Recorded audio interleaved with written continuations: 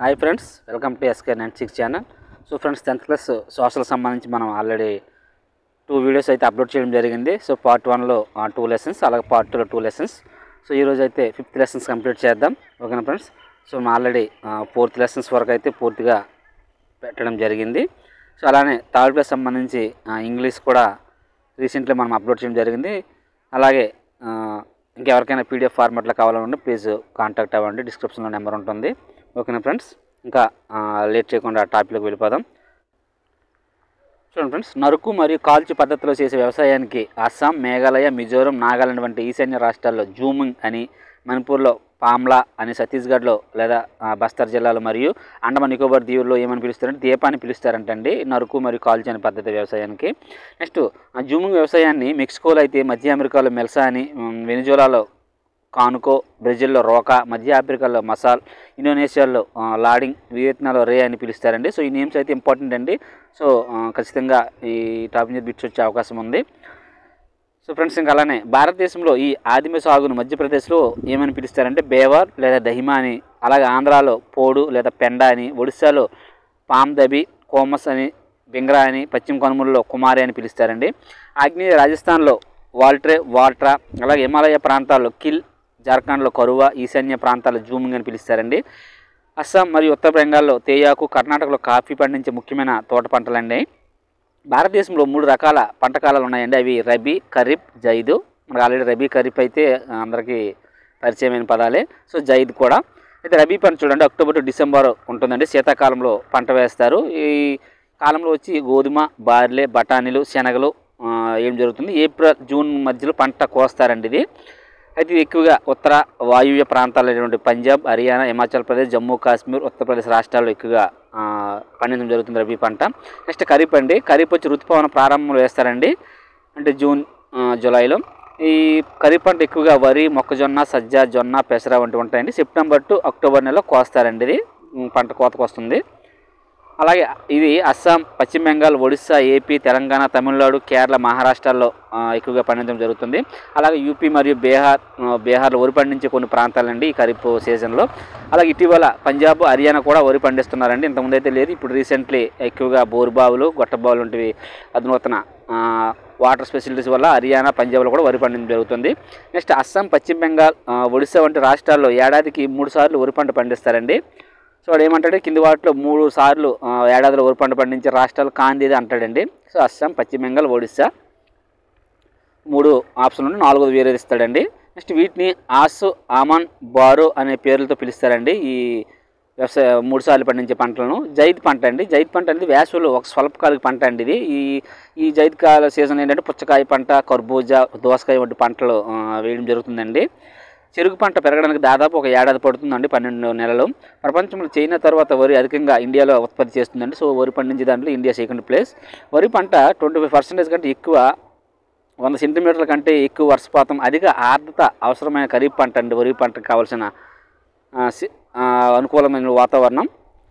Next చూడండి, ఉత్తర ఈశాన్య భారతదేశంలోని మైదానాలు, తీర ప్రాంతాలు, డెల్టా ప్రాంతాలు వరిని ఎక్కువగా పండిస్తారండి. సో ఏమంటాడంటే వరి పంటకు సంబంధించి కింది వానలో సరికాని తేదీలో సరైన తేదీని ఇచ్చే అవకాశం అయితే ఉంటుందండి.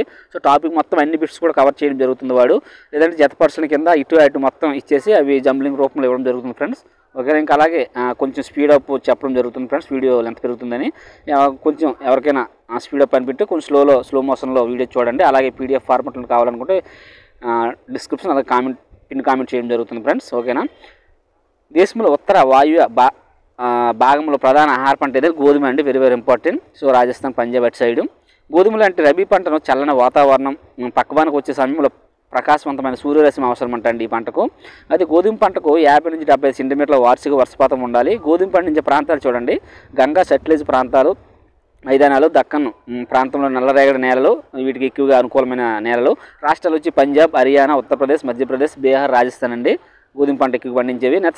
నెక్స్ట్ వచ్చి మతక ధాన్యాలని జొన్న, సజ్జ, రాగి లాంటి చిరుధాన్యాలను పిలుస్తారంటండి. జొన్నలు ఎక్కువగా మహారాష్ట్ర, కర్ణాటక, ఆంధ్రప్రదేశ్, మధ్యప్రదేశ్ ఉత్పత్తి చేస్తారు. సజ్జ పంటను రాజస్థాన్, ఉత్తరప్రదేశ్, మహారాష్ట్ర, గుజరాత్, హర్యానా రాష్ట్రాల్లో పండిస్తారండి. నెక్స్ట్ చూడండి, రాగులను కర్ణాటక, తమిళనాడు, హిమాచల్ ప్రదేశ్, ఉత్తరాఖండ్, సిక్కిం, జార్ఖండ్, అరుణాచల్ ప్రదేశ్ వంటి రాష్ట్రాలు ఉత్పత్తి చేస్తున్నాయండి ఎక్కువగా రాగులను. నెక్స్ట్ మొక్కజొన్న పంట గురించి చూడండి, ఈ మొక్కజొన్న పంటకు సంబంధించి 21 డిగ్రీల సెంటీగ్రేడ్ నుంచి 27 డిగ్రీల సెంటీగ్రేడ్ ఉష్ణోగ్రత అవసరం అంటండి మొక్కజొన్న పంటకు అనుకూలమైన వాతావరణం ఉష్ణోగ్రత. నెక్స్ట్ పురాతన ఒండ్రు నేలలు దీనికి ఎక్కువగా అనుకూలంగా ఉంటాయంటండి. అలాగే బీహార్ లాంటి రాష్ట్రాల్లో మొక్కజొన్నను రబీ కాలంలో కూడా పండిస్తారండి. యాక్చువల్ ఖరీఫ్ కాలంలో ఎక్కువగా మొక్కజొన్న వేస్తారు, బట్ బీహార్ వంటి రాష్ట్రాల్లో రబీ కాలంలో కూడా ఈ పంటను పండిస్తారు. నెక్స్ట్ వచ్చి కర్ణాటక, మధ్యప్రదేశ్, ఉత్తరప్రదేశ్, బీహార్, ఆంధ్రప్రదేశ్, తెలంగాణ రాష్ట్రాల్లో ఉత్పత్తి అవుతుందండి మొక్కజొన్న పంట. నెక్స్ట్ వచ్చి పప్పు ధాన్యాలండి. ప్రపంచంలో పప్పు ధాన్యాల ఉత్పత్తిలో ఇండియా ప్రథమ స్థానంలో ఉందంటండి పప్పు ధాన్యాలు. అందుకొచ్చేసరికి కందులు మినహా మిగతా పప్పు ధాన్యాలు అన్నీ కూడా లెగ్యూమినిసి కుటుంబానికి చెందిన మొక్కలండి. ఒక కందులు తప్పించి మిగతా కూడా లెగ్యూమినిసి మొక్కలు. సో వాతావరణం నుండి నత్రజనిని ఎక్కువగా గ్రహించి నేలలో భూసారాన్ని పెంచుతాయండి ఇవి లెగ్యూమినిసి మొక్కలు. లైక్ వేరుశెనగ మిగతా అన్నీ కూడా అంటే కందులు తప్పించి. చూడండి వీటికి మధ్యప్రదేశ్, ఉత్తరప్రదేశ్, రాజస్థాన్, మహారాష్ట్ర, కర్ణాటక రాష్ట్రాలు పప్పు ధాన్యాలు పండిస్తాయండి ఎక్కువగా. నెక్స్ట్ చెరుకు అండి. ఈ చెరుకు వచ్చి ఆయన మరి ఉప ఆయన రేఖ ప్రాంతాల పంట అండి. ఇది ఎక్కువ అక్కడ ఆ వాతావరణానికి సంబంధించిన అనుకూలమైన పంట అండి చెరుకు. దీనికి 20 డిగ్రీల సెంటీగ్రేడ్ నుంచి 27 డిగ్రీల సెంటీగ్రేడ్ ఉష్ణోగ్రత ఉండాలి. 75 సెంటీమీటర్ల నుంచి 100 సెంటీమీటర్ వార్షిక వర్షపాతం అవసరం అంటండి. దీనికి వర్షం కూడా ఎక్కువగా ఉండాలి. నెక్స్ట్ బ్రెజిల్ తరువాత ఇండియా 2వ స్థానంలో ఉందండి చెరుకు పంటలో. ఇండియా వచ్చి వరిలో కూడా చెరుకు సెకండ్ ప్లేస్ అండి. బ్రెజిల్ తర్వాత ఇండియా సెకండ్ ప్లేస్లో చెరుకు దానిలో కూడా ఉందండి చెరుకు పంటకు సంబంధించి. అయితే చెరుకును మన దేశంలో యూపీ, మహారాష్ట్ర, కర్ణాటక, తమిళనాడు, ఏపీ, తెలంగాణ, బీహార్, పంజాబ్, హర్యానా రాష్ట్రాలు ఎక్కువగా పండిస్తున్నాయండి. సో ఈ మన దేశంకి సంబంధించి అన్ని రాష్ట్రాలు ఏ పంటకి ఏ రాష్ట్రం ఎక్కువ ఫేమస్ అనేది గుర్తుపెట్టుకోండి, ఓకేనా. నెక్స్ట్ నూనె గింజలండి. ఇది 2018లో వేరుశెనగ ఉత్పత్తులు చైనా తర్వాత ఇండియా 2వ స్థానంలో ఉందంటే నూనె గింజలకు సంబంధించి. ఆవాలలో కెనడా, చైనా తర్వాత ఇండియా 3వ స్థానంలో ఉందంటండి ఆవాలకు సంబంధించి. దేశం మొత్తం పంట విస్తీర్ణంలో దాదాపు 12% నూనె గింజలు పండిస్తున్నారండి. 12% నూనె గింజలు పండిస్తున్నారు. ఖరీఫ్ కాలంలో పెరిగే వేరుశెనగ దేశంలో ఉత్పత్తి అయ్యే మొత్తం నూనె గింజల సగం వాటా అంటండి. చూడండి 2019-20లో వేరుశెనగ ఉత్పత్తిలో గుజరాత్ మొదటి స్థానంలో ఉందండి మన దేశం సంబంధించి. రాజస్థాన్, తమిళనాడు తర్వాత స్థానంలో ఉన్నాయంటే. సో ఎక్కువగా మొదటి స్థానం అనేది కొంచెం గుర్తుపెట్టుకోవాలి, బాగా ఇవ్వడానికి అవకాశం ఉంది. జీకే పరంగా కూడా మనకు యూజ్ అవుతుందండి ఇది. నెక్స్ట్ అవిసెలు లేదా ఆవాలు రబీలో పండించే పంటలండి ఇవి. నెక్స్ట్ నువ్వులండి. నువ్వులకు సంబంధించి ఉత్తర భారత్లో ఖరీఫ్లో, దక్షిణ భారత్లో రబీలో పంటగా పండిస్తారండి నువ్వులు అనేది. అలాగే ఆముదాలను రబీ, ఖరీఫ్ 2 కాలాల్లో కూడా పండిస్తారండి. నెక్స్ట్ తేయాకు చూడండి. తేయాకు సంబంధించి బ్రిటిష్ వారిసే ప్రవేశపెట్టిన ముఖ్యమైన పానీయ పంట ఏదంటే తేయాకు అండి. ఏడాది పొడవునా వెచ్చటి తేమతో కూడిన మంచు లేని వాతావరణం ఉండాలండి. ఈ బిట్ రీసెంట్ ఎట్లా కూడా వచ్చిందండి. కింద ఏ పంటకు ఏడాది పొడవున వెచ్చని తేమతో కూడిన మంచు లేని వాతావరణం ఉండాలంటే తేయాకు పంట అండి. నెక్స్ట్ అయినా ఉప అయిన ప్రాంతం పంట ఏంటంటే ఇదేనండి తేయాకు అండి. తేయాకు శ్రమ సాంద్రత పరిశ్రమ అండి తేయాకు అనేది. అంటే ఎక్కువగా కూలీలు ఎక్కువగా అవసరం అవుతారండి తేయాకు పంటకు. నెక్స్ట్ అస్సాం, డార్జిలింగ్ కొండలు, జులైగుర్గ్ జిల్లాలో, వెస్ట్ బెంగాల్, తమిళనాడు, కేరళ రాష్ట్రాలు ఎక్కువగా పండిస్తున్నారండి తేయాకును. ఏపీ, హిమాచల్ ప్రదేశ్, ఉత్తరాఖండ్, మేఘాలయ, త్రిపుర రాష్ట్రాలు కూడా పండిస్తున్నాయి రీసెంట్లీ అయితే. ఇవి కూడా ఎక్కువగా తక్కువ అంటే ఎక్కువగా కాకుండా ఆ తేయాకు పంటలు అయితే పండించడం జరుగుతుంది ఈ రాష్ట్రాల్లో కూడా. 2018లో చైనా తర్వాత ఇండియా 2వ స్థానంలో ఉందంటండి తేయాకు, ఓకేనా. నెక్స్ట్ కాఫీ పంట అండి. కాఫీ వచ్చి ప్రారంభంలో యోమన్ నుండి తెచ్చిన అరబికా రకాన్ని దేశంలో పండిస్తున్నారండి. అయితే ప్రారంభంలో బాబా బుడాన్ కొండలపై సాగు చేసిన ఈ కాఫీ పంటను ప్రస్తుతం కర్ణాటక, తమిళనాడు, నీలగిరి పంటల్లో ఎక్కువగా పండిస్తున్నారండి. నెక్స్ట్ ఉద్యాన పంటలండి. ఉద్యానవన పంటలు అంటే 2018లో చైనా తర్వాత ప్రపంచంలో పండ్లు, కూరగాయలు ఉత్పత్తులు ఇండియా సెకండ్ స్థానంలో ఉందంటండి. ఉద్యాన పంటలు అంటే అవేనండి, పండ్లు, కూరగాయలు ఉంటాయి కదా, వాటిని ఉద్యానవన పంటలు అంటారు. దీనిలో కూడా సెకండ్ ప్లేస్లో ఉండడం జరిగింది ఇండియా. నెక్స్ట్ చూడండి, ఇండియా ఉష్ణమండల, సమశీతోష్ణ మండల ప్రాంతాల్లో పండ్లను ఉత్పత్తి చేస్తాయండి. లైక్ ఏపీ, మహారాష్ట్ర, టీఎస్ అంటే తెలంగాణ, ఉత్తరప్రదేశ్, వెస్ట్ బెంగాల్ ముఖ్యంగా మామిడికి ఫేమస్ అండి. అలాగే నాగపూర్, చిరపుంజి, మేఘాలయ ఇవి నారింజాకి ఫేమస్ అండి. కేరళ, మిజోరాం, మహారాష్ట్ర, తమిళనాడు అరటి పంటకు famous. Next UP, Bihar litchi, జామ పంటకు ఫేమస్ అండి. మేఘాలయలో అనాస, ఆంధ్రప్రదేశ్, తెలంగాణ, మహారాష్ట్రలో ద్రాక్ష. ఇవి ఖచ్చితంగా జీకే పరంగా కూడా బాగా యూజ్ అవుతాయి కనుక గుర్తుపెట్టుకోండి. న్యూ టెక్స్ట్ బుక్స్ కనుక మనకి స్కూల్ అసిస్టెంట్ మిత్రులకి అయితే ఎక్కువగా 10th వరకు చదవాలి కనుక ఓల్డ్ న్యూ అనే కన్ఫ్యూజన్లో ఉంటారు కనుక ఓల్డ్ న్యూ 2 కూడా చూసుకుంటే ఇంక మనకి బిట్ అయితే పోదు కనుక 2 కూడా చూసుకోవాలి. సో న్యూ పరంగా అయితే ఎక్కువగా జీకే పరంగా కూడా మనకు యూజ్ అయ్యే అవకాశం ఉంది కనుక చూసుకోండి, ఓకేనా. నెక్స్ట్ జమ్మూ కాశ్మీర్, హిమాచల్ ప్రదేశ్ అండి. యాపిల్స్, బేరీ, ఆప్రికాట్లు, వాల్నట్స్కు ఫేమస్ అండి. ఇవి మంచి గిరాకీ ఉందండి. చూడండి, ద్రాక్ష, అనాస, జామ ఈ పంటలకు ఏ రాష్ట్ర ఫేమస్ అని ఆప్షన్స్లో ఇవ్వడం అయితే జరుగుతుంది కనుక చూసుకోండి. నెక్స్ట్ రబ్బర్ అండి. ఇది భూమధ్య రేఖ ప్రాంతం పంట అండి. ఇది మనము 9th 8th కూడా చెప్పాం రబ్బర్ అనేది భూమధ్య రేఖ ప్రాంతంలో ఎక్కువగా పండిస్తారని. అయిన ఉపైన ప్రాంతాల్లో కూడా పండిస్తారండి రబ్బరును. 200 సెంటీమీటర్ల కంటే ఎక్కువ వర్షపాతం, 25 డిగ్రీల కంటే ఎక్కువ ఉష్ణోగ్రత, తేమ, ఆర్ద్రతతో కూడిన వాతావరణం అవసరం అంటండి రబ్బరుకు. నెక్స్ట్ కేరళ, తమిళనాడు, కర్ణాటక, అండమాన్ నికోబార్, మేఘాలయలోని గారో కొండలలో ప్రసిద్ధి అండి ఇది. నెక్స్ట్ నార పంటలండి. ప్రతి జనపనార, గంజాయి, హెంప్, సహజ పట్టు భారత్ పండించే 4 నార పంటలండి ఇవి, నార పంటలకు సంబంధించి. నెక్స్ట్ పట్టు మినహా మిగిలిన 3 నేలల్లో పండుతాయండి, పెరుగుతాయండి ఇవి. పట్టును మాత్రం మల్బరీ ఆకులను తినే పట్టు పురుగుల నుండి ఉత్పత్తి చేస్తారండి, దీన్ని సెరికల్చర్ అంటారు, వేరు పట్టును. సో నార పంటలకు వచ్చేసరికి పత్తి, జనపనార, గంజాయి, సహజ పట్టు అండి. ఈ 4లో పట్టు ఒకటే మల్బరీ ఆకుల ద్వారా పట్టు పురుగుల నుంచి ఉత్పత్తి చేస్తాడు, మిగతావన్నీ కూడా నార్మల్గా నేలలో పెరుగుతాయి అంటండి, గుర్తుపెట్టుకోవాలి. మనకి బిట్టి ఏ విధంగా ఫ్రేమ్ చేస్తుండేమో ఒకసారి మనం అవగాహన చేసుకుంటే సరిపోతుంది. పత్తికి సంబంధించి చూడండి, భారతదేశం పత్తి పంటకు పుట్టినీళ్ళు అంటారండి. 2017లో పత్తి ఉత్పత్తులు చైనా తర్వాత భారత్ 2వ స్థానంలో ఉంది.